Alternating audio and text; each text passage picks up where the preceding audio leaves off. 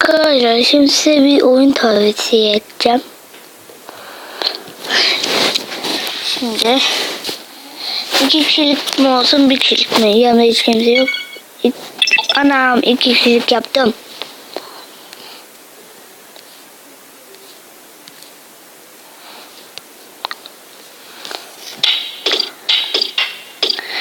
Arkadaşlar 2 kişilik oynuyorum onun. 2 kişilik hep ben gol atacağım. Anam. Kendi karnına at. Anam. Anam. Çıkla oradan. Ha. Anam. Ana.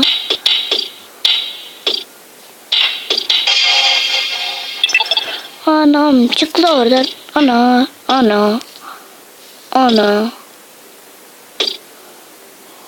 Arkadaşlar. Ben şu kırmızıyım. Anam. Kırmızıyı atamazsın ben gol yeşil.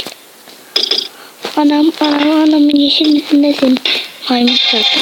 Of. 2-2.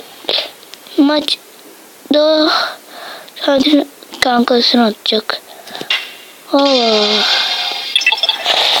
Kendi kayana at maymun. Anam.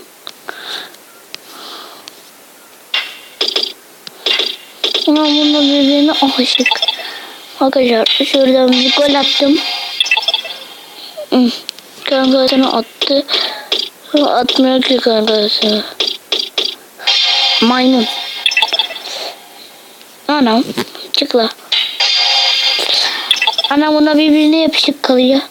Anam.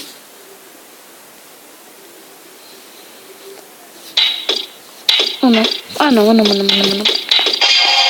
Allah billahi.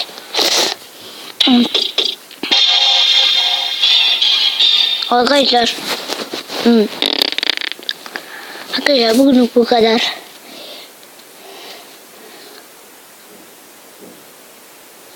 Maymun suratlılar.